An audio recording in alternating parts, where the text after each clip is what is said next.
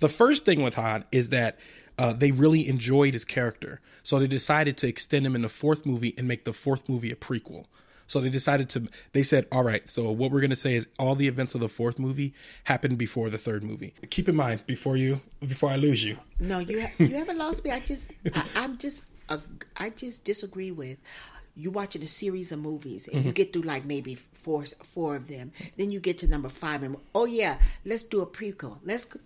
Let's tell the story of what happened now, 10 years ago. Yeah. Why do you throw that in the middle of the movie? They do that with Star Wars. Like flashbacks? Yeah, I mean a whole movie of a prequel. Oh, this is what really happened when they were little kids. Yeah. Don't do that. You missed that. That ship has sailed. Go ahead, though. I'm sorry. You lost me. Ladies and gentlemen, Peggy Lee's rant on prequels.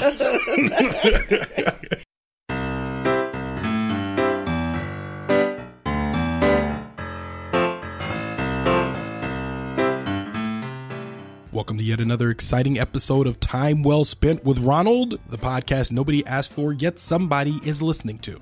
I'm Ronald. Let's get right to it. This week, we continue our conversation on Fast and the Furious with fan favorite Peggy Lee. Hello, it's Peggy Lee. At the top of this episode, we talked a little bit about Han and what happened to his character, as well as listen to my mother rant a little bit about prequels. In this episode, we talk more about the 8th installment in the series, The Fate of the Furious. There will be some spoilers, so if you're interested in seeing The Fate of the Furious with a blank slate, I would encourage you to wait until after you've seen the film before listening to this episode. Without further ado, here's the episode. Have I seen 8? 7. You haven't seen 8 because 8 is still in theaters. Oh, okay. I just saw 8. Okay, so this is probably where the most nonsensical thing happens in all of them. There's a submarine. There's a submarine and Fast and Furious? Yes, there's a submarine and one guy is driving a Ferrari on a sheet of ice, and they have grappling guns, and there's a minigun, and The Rock, of course, is driving some sort of tank hybrid vehicle. You know what I mean? Because he's the big guy, so he has to drive the big car, which makes sense. I've never been opposed to that. Yeah. And they're like, racing around doing their thing. And then it's weird because Helen Mirren is in it, and I don't know Helen. I don't know if you would have seen a lot of her movies, but she is a well-established and super respected actor in both the United States and England. Really? She's a dame. She's Dame Helen Mirren. Like, she got knighted, or whatever the women equivalent of being knighted by the police, by the Queen is. So that happened to her. But then also, she's in this movie. She's playing Jason Statham's mother. And I probably should say spoiler alert at the beginning of this. Yeah. But I know you don't care about spoilers. No. So is this the same lady that plays in... She's an older woman, right? Yep, she's older. So this is the same lady that plays M in Bond? Is that No, you're thinking of Judi Dench. But imagine the same caliber of actor. Okay, yes. Yeah. But yes. So she's in this movie, but also Charlize Theron is in this movie. Charlize Theron is Furiosa from Mad Max Fury Road. She's the one with the bald, with no hair, with one arm. Mm-hmm. Yeah. So, but she's also a very established actress. Yeah. So I'm watching this, and I'm watching them playing these roles, and her in particular.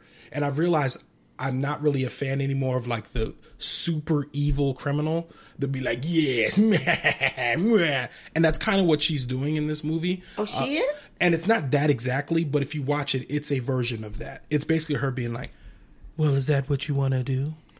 Because I have all the cards. You're creepy. Stop. So, yeah, but that's but that's what she's doing. That's what she's doing. Okay.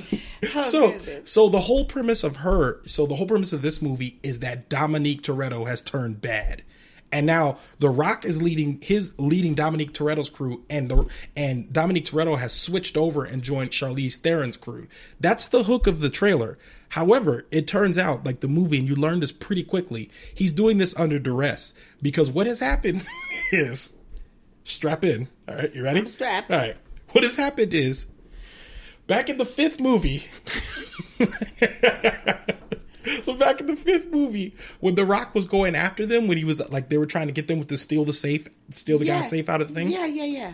There was another young lady there because now remember, Michelle Rodriguez was dead. Right. There was a person that was with The Rock. She was the translator, but he picked her because she couldn't be bought. That's what The Rock said. Right. She was a police officer. Yes, she was a police officer. Yes, young. Yes. And she ended up with Vin Diesel. Yes. But in the 6th movie, Michelle Rodriguez comes back to life and they break up essentially. Right. Well, it turns out she was pregnant. Oh, get out of here. Yes. So she was pregnant. So now she's back in the 8th movie? She's in the 8th movie and Charlize Theron has... With a child? Yes, Charlize Theron has kidnapped her and the child.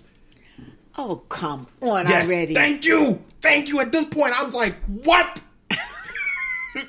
Actually said... You know what? They should stop. Know, there is a point at some of these movies that... I love the British movies. I love the British mystery movies. You know I like mystery anyway. But I love them because what they do is they'll do like 3 or 4 episodes and they stop. Yeah. They don't go on and on. Yeah. We in North America, United States, we don't know when to stop. Yes. There's a point where you get to quit it. Stop it. Don't do it anymore. Yeah. Here's something else, and it has nothing to do with this, but I watched an episode of Scandal the other night, and I wanted to just open up the window and throw the whole screen out. I'm like, are you kidding me? Yeah. This is what you guys are doing? You need to stop. Yeah. Just stop Scandal altogether. You mean specifically prolonging, right? Yes. Yeah. I'm like, what? Yeah. What did they do? They went all the way back to when before the guy was even president. Yeah. And imagine what it would have been like if he had got a divorce from his wife and if the president had married Olivia Pope. Yes. Okay, gotcha. I'm like, so because I'm still waiting on it to come back. I'm thinking, by the time I realized that this was going to be the whole episode, right? I'm like, are you kidding me? She's daydreaming. Yeah. Olivia's daydreaming for an entire episode. Yeah. I mean, Cyrus is married to the president's wife. Yeah. All of that look on your face. Because he... Isn't Cyrus gay? Oh, my Lord. What in the world? Oh, honey, it was such a mess. So, if I would say anything to writers and those people that produce movies, I would say stop it. Yeah. When you get to a certain point, just because it's good doesn't mean you have to continue on. Just, let it go, kill it, go on to a new project. I wholeheartedly agree with you. But I want to wrap this up for you. I want to wrap this up nicely for you. Okay. So at the end of the 8th, so now, again, I told you, we all know Paul Walker is dead in real life. Right. But in the 7th movie, they decided, instead of to kill his character, they decided to retire him. So he kind of just drives off into the sunset. Right. Which is fine. I could accept that. Okay. But we all know, he's the dead. audience knows that man is dead. And we know that there's no way that he shows up in this movie because he's dead. We know that. Don't tell me he shows up in the 8th. No. Oh. But this little exchange happens, and I was like, do y'all think we're stupid? So basically, Tyrese turns to Michelle Rodriguez and says, Brian would know what to do. And Michelle Rodriguez turns and says, no, Dom wanted him to stay out of this, so he's staying out of this. And I actually, at this point in the theater, I looked around and I was like, did they think that we thought Brian would be an option? Did they think that we were sitting in the theater being like, oh man, but what happened to Brian? We know he's dead. Right. So why would you give us a plot device to say, oh, though this is why Brian's not here? No, we know. You could have told us anything. You could have been like, well, he's eating a sandwich right now. He's busy. Yeah. You know what I mean? But for them to actually take the time to explain that, I was like, okay, that seems a little lame. So as soon as I saw that he had his ex-girlfriend and the baby there, right, I was like, well, she's got to die because he's with Michelle Rodriguez. Right. So I knew that was happening. So of course she does die. Oh, the girl died? Yeah, Charlize Theron shoots her in the head. So then the baby, so now the baby is now still alive. Senseless killing. So now the baby's still alive. Right. Jason Statham is now on their team, and his brother that they were fighting against in the 6th movie has been broken out of prison and now is running around with Jason Statham to save this baby. At the end of this movie, this is probably the sequence that infuriated me the most. Jason Statham should have just stopped at 6. Yes, that is the strong point I'm making right now. That is the strong point I'm making right now.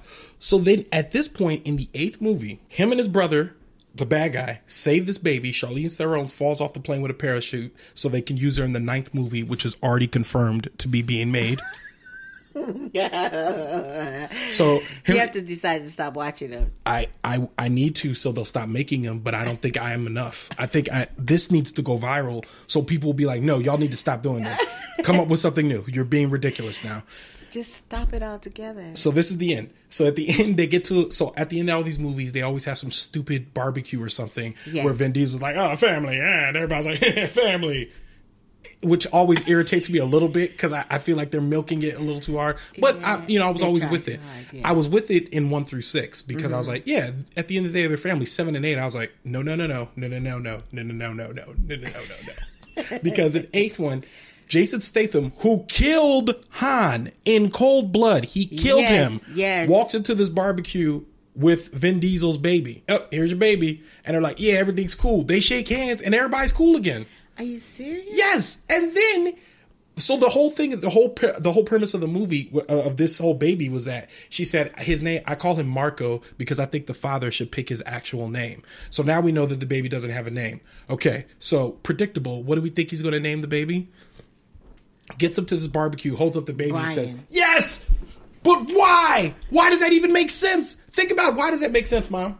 Why does that make sense? Again, we know the man is dead in real life. Why do we want to bring him back to life? Yeah, but also Brian the character is not dead. Brian the character doesn't need to be commemorated. Brian the character conceivably is a phone call away. Why are we naming kids after him? Nothing happened to Brian. We retired him. And Brian has his own kids and his wife. So, and 8 is from Brian? 8 is from Paul Walker. From Paul Walker. Yes, I was like, why didn't y'all just break the fourth wall and name the baby Paul? This is Paul. And they would have been like, in the movie, the characters would have been like, oh, okay, Paul, that's a good, strong name. Would have been a wink to the audience, and we move on. We get it. Your child's theater name in the movie is Paul. Maybe he'll have a bigger part in the 9th movie. So that's it for the Fast and the Furious. Much of these last 2 episodes have been a lot of me forcing my passionate view upon my mom and on people in general. It's not one of the best parts of my personality. However, with our next episode, we talk a little bit about what actually goes through my head when having these types of discussions by unpacking a Facebook argument that I had recently. Definitely looking forward to that episode, so make sure you tune in. All that next time on Time Well Spent.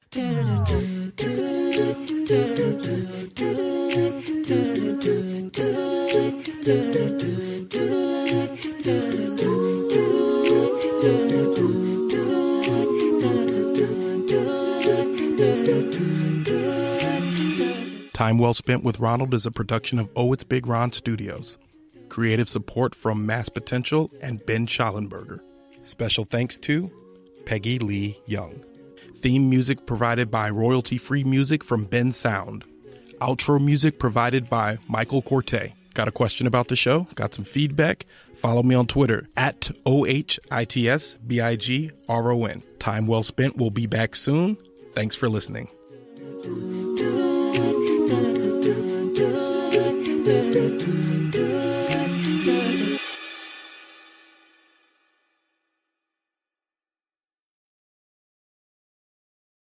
This week, we continue our conversation on Fast and Furious. Oh, crap. Nah, it's about that. Why? That why? All right. Sorry. Sorry. Oh, all right.